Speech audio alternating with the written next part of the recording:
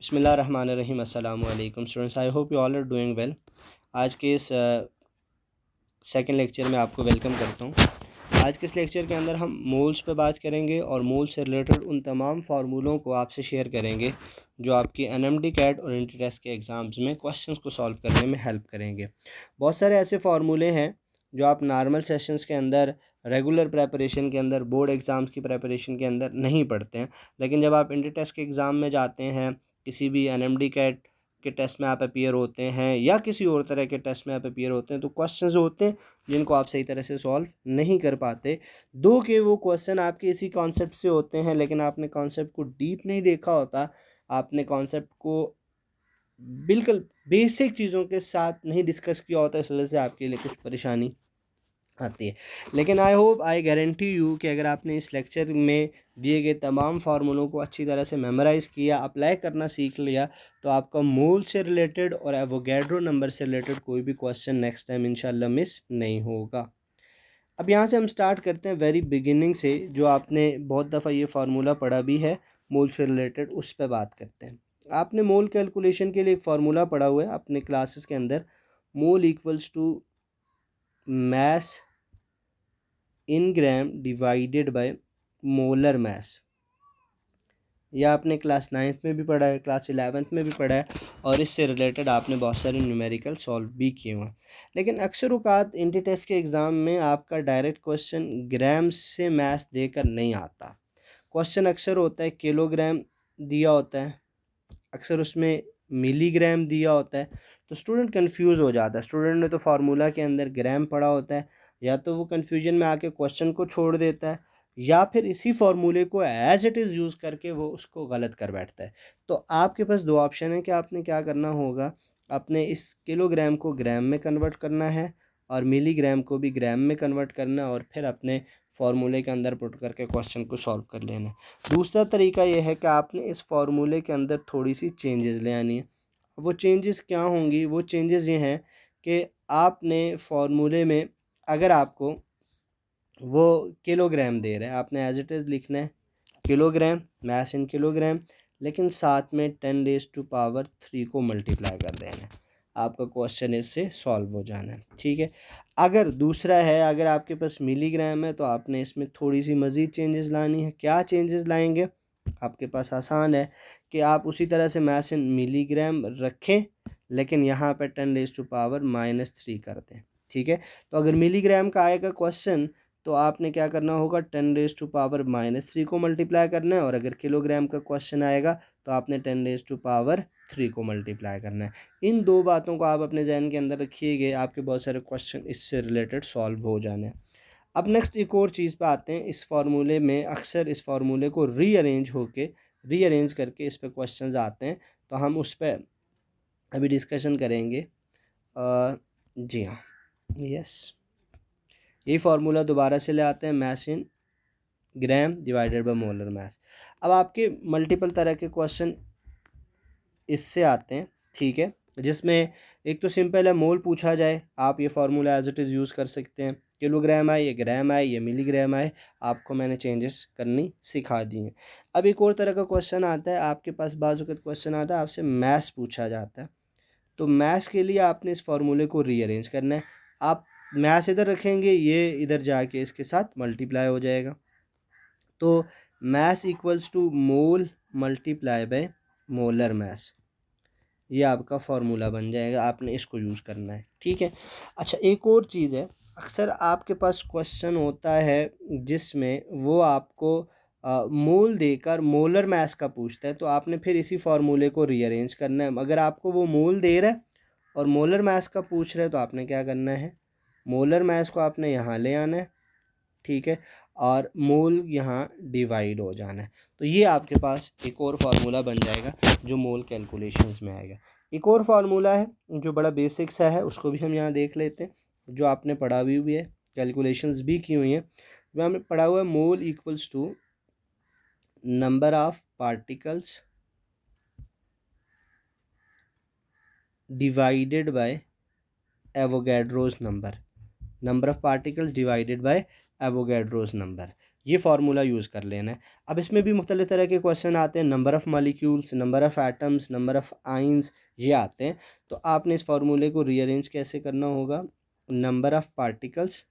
अब ये पार्टिकल का वर्ड याद रखना है, इसकी जगह पे आपके पास एटम्स की भी बात आ सकती है, मोल्स मॉलिक्यूल की भी बात आ सकती है, फार्मूला यूनिट की भी बात आ सकती है, आइन भी आ सकता है।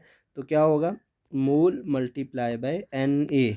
इस फार्मूले को हमने बहुत दफ़ा देखना है, ये बहुत सारी जगहों पे आपका हेल्प करेगा। नंबर ऑफ़ एटम एक स्पीशी में कैलकुलेट करने में हेल्प करेगा, ठीक है। नंबर ऑफ़ आइंस कैलकुलेट करने में हेल्प करेगा, नंबर ऑफ़ इलेक्ट्रॉन्स कैलकुलेट करने में हेल्प करेगा, नंबर ऑफ़ बॉन्ड्स कैलकुलेट करने में हेल्प करेगा, नंबर ऑफ़ प्रोटॉन्स कैलकुलेट करने में हेल्प करेगा, even number of neutrons calculate करने में आपकी हेल्प करेगा। तो number of particle divided by Avogadro's number, ये मेन फार्मूला था, इसको आपने रीअरेंज किया, number of particle equal to mole multiply by N A. इस फार्मूले पर हम दोबारा से आएंगे, बल्कि यहीं पे इससे रिलेटेड हम कुछ इससे मिलते जुलते फार्मूलों पे बात कर लेते हैं, फिर हम नेक्स्ट फार्मूलों पे आएंगे जो आपके दूसरे क्वेश्चंस में हेल्प करेंगे। अच्छा, अब आते हैं, आपके पास अक्सर एटम्स की कैलकुलेशन पे क्वेश्चन आता है, ठीक है। जैसे मैं इस फार्मूला पहले लिख देता हूँ, फिर आपको मैं क्वेश्चंस पे भी गाइड करता हूँ। और सॉरी क्या है, number of atoms in a molecule. आपको अक्सर पूछा जाता है नंबर ऑफ़ मोल्स देकर एक मॉलिक्यूल में एटम्स के बारे में पूछा जाता है। तो इन दैट केस आपने क्या करना है, number of atoms equal to mole multiply by N A, mole multiply by Avogadro's number multiply by atomicity. ये चीज़ आपके जहन में होनी चाहिए, ठीक है। Mole multiply by Avogadro number multiply by atomicity. अब एटमिसिटी का मतलब क्या है, number of atoms in one species. One species का मतलब वन एट मॉलिक्यूल, एक मॉलिक्यूल के अंदर कितने एटम है, ठीक है। तो फार्मूला आपके पास क्या आ गया, number of atoms in a molecule equal to mole multiply by Avogadro's number multiply by atomicity. अब इससे रिलेटेड मैं आपको बताता हूँ क्वेश्चंस कैसे आएंगे आपके पास। अक्सर इससे रिलेटेड क्वेश्चंस होते हैं जो आपने देखने हैं। फॉर एग्जांपल आपके पास क्वेश्चन ये आता है कि आप ये बताओ H2O के अंदर, इसके अगर आपके पास 80 मोल्स हो, 80 मोल्स ऑफ H2O में कितने हाइड्रोजन के एटम्स होने हैं, या 80 मोल्स ऑफ H2O में कितने ऑक्सीजन के एटम्स होने हैं। तो ये आपके पास मोल आ गया, ये एवोगाड्रो नंबर आ गया। एक एटम, एक मॉलिक्यूल के एटम को देखना है। अगर आप हाइड्रोजन की बात करोगे तो एक वाटर मॉलिक्यूल के अंदर हाइड्रोजन 2 है, यहाँ आपने 2 रख देना है इसकी जगह पे। अगर आपके पास ऑक्सीजन की बात आएगी तो 1 रखेंगे। तो ये फार्मूला आपके बहुत सारे क्वेश्चंस में हेल्प करता है, ठीक है। आपके कहते हैं कि अक्सर औकात क्वेश्चन आते हैं, इससे रिलेटेड क्वेश्चन आते हैं। तो फार्मूला ये है, number of atoms in a molecule equals to mole multiply by Avogadro number multiply by atomicity. अच्छा, इसी को थोड़ा सा हम चेंज करेंगे, मिलता जुलता फार्मूला है, नंबर ऑफ बॉन्ड्स। अब इसमें सिग्मा बॉन्ड का भी जिक्र है और इसमें पाई बॉन्ड का भी जिक्र है। तो मुख्तलिफ़ तरह के बॉन्ड्स पे क्वेश्चन आते हैं, तो आपने अपने जहन के अंदर ये रख लेना कि इसका फार्मूला क्या। अच्छा, नंबर ऑफ़ बॉन्ड्स का फार्मूला क्या है, देखिए उसी तरह से आता है, mole multiply by N A multiply by number of bonds in one species. जैसे मैं आपको बताता हूँ, आपके पास क्वेश्चन हो O2, आपको ये पूछा जाए how many number of pi bond in 2 moles of O2। O2 के 2 मोल में नंबर ऑफ पाई बॉन्ड कितने हैं। तो आपने क्या करना है, नंबर ऑफ मोल्स यहाँ आगे, एवोगाड्रो नंबर यहाँ आगे। अब इसकी जगह पर आपने देखना है कि एक स्पीशी के अंदर पाई बॉन्ड कितने हैं। अब अगर आप इसकी स्ट्रक्चर देखते हैं तो ये है, एक स्पीशी के अंदर एक पाई बॉन्ड है, आप यहाँ 1 मल्टीप्लाई करेंगे। इस तरह अगर आपके पास ये क्वेश्चन होता है number of pi bond in N2, तो आपने एक को देखना है, एक में 2 पाई बॉन्ड होते हैं और फार्मूले में ऐड कर देना है, ठीक है। अब इसी तरह का क्वेश्चन आता है नंबर ऑफ सिग्मा बॉन्ड पे भी आता है। तो नंबर ऑफ सिग्मा बॉन्ड हो, नंबर ऑफ पाई बॉन्ड हो, नंबर ऑफ टोटल बॉन्ड हो, ठीक है। Number of bonds in 3 moles of O2, तो फिर आपने टोटल बॉन्ड की बात करनी है। तो दोनों चीज़ों को आपने माइंड के अंदर रखना है कि वो आया सिग्मा बॉन्ड की बात कर रहा है या पाई बॉन्ड की बात कर रहा है। दोनों चीज़ों को देखना है आपने, पाई बॉन्ड है या सिग्मा बॉन्ड है या टोटल बॉन्ड है। तो इससे आपके क्वेश्चंस आते हैं, आपने ये फार्मूला अपने माइंड के अंदर रखना है। एक और क्वेश्चन है, जो एक और फार्मूला है जो मैं आपको बताना चाहूँगा, जो बहुत ज़्यादा मेरे नज़दीक इम्पोर्टेंट है, नंबर ऑफ इलेक्ट्रॉन्स। इस पे क्वेश्चन आते हैं, स्टूडेंट परेशान होते हैं कि ये क्वेश्चन हम इलेक्ट्रॉन्स कैसे बताएंगे। नंबर ऑफ मोल्स दी होते हैं, आपको इलेक्ट्रॉन्स की बात पूछी जाती है, तो आपने क्या करना है, नंबर ऑफ इलेक्ट्रॉन्स उसी तरह से mole multiply by Na multiply by क्या करना है, number of sorry wait just for a while,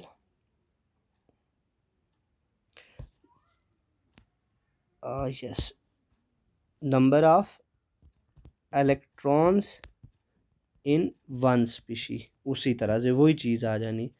अब इसी फार्मूले को आप प्रोटॉन के लिए यूज़ कर सकते हैं, इसी को न्यूट्रॉन के लिए यूज़ कर सकते हैं। फॉर एग्जांपल आपको कहता है कि how many electrons are there in 2 moles of H2O, तो आप इसके एक मालिक्यूल को देखोगे, इसके एक मालिक्यूल में कितने इलेक्ट्रॉन है, हाइड्रोजन के 2, ऑक्सीजन के 8, 10 इलेक्ट्रॉन।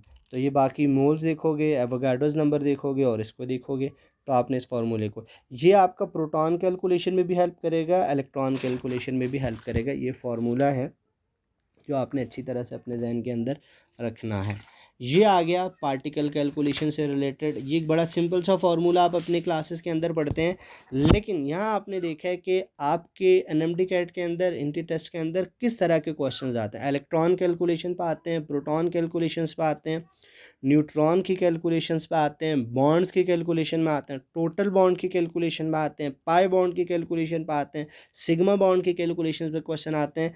फार्मूला एक ही है, उसको आपने मॉडिफाई करते जाना है, आपके पास क्वेश्चंस आपको क्लियर होते जाएंगे। एक और फार्मूले पे आते हैं जो मोल वॉल्यूम की बात करेगा।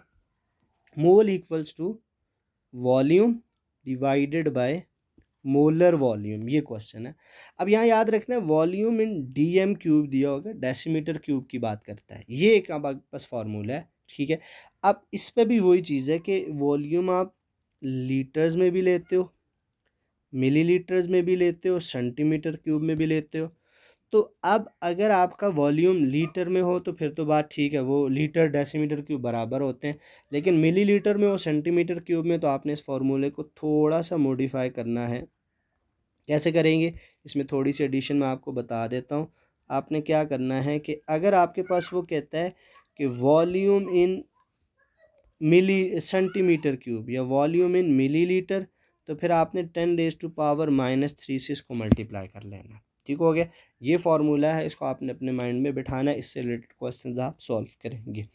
अच्छा, अब एक और चीज़, मोलर वॉल्यूम पे अक्सर आपके पास क्वेश्चन आते हैं, डायरेक्ट क्वेश्चन आते हैं मोलर वॉल्यूम। अब मोलर वॉल्यूम दो तरह से देखा जाता है, मोलर वॉल्यूम एट एसटीपी और molar volume at RTP. STP पे जो मोलर वॉल्यूम होता है दैट इज़ 22.4 dm³ और सॉरी एसटीपी पे 22.4 dm³, हाँ सॉरी एसटीपी पे 22.4 dm³ और आरटीपी पे आपने देखना है जी, आरटीपी पे होता है 24 dm³। ये दोबारा से सुन लें, मोलर वॉल्यूम एसटीपी पे 22.4 dm³ और आरटी पे 24 dm³। 22.4 और 24 इसको जहन के अंदर रखना है। अब एसटीपी और आरटीपी का फ़र्क भी आपने देखना है।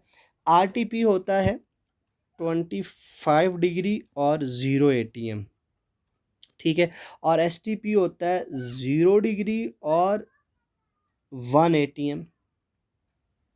और सर ये जो है एटीएम 1 ही होना है, ठीक है, आरटीपी पे भी 1 atm और एसटीपी पे भी 1 atm, लेकिन टेम्परेचर जो है रूम पे 25 और एसटीपी पे 0 डिग्री। इस चीज़ को आपने जहन के अंदर रखना है। अगर एसटीपी पे बात आएगी तो 22.4 और अगर आरटी पे आएगी तो 24 आना है। ठीक हो गया। अच्छा, एक और क्वेश्चन है, मोल्स न्यूमेरिकल सॉरी फार्मूला है जो आपको बताना चाहूँगा। Moles equal to percentage of element divided by atomic mass.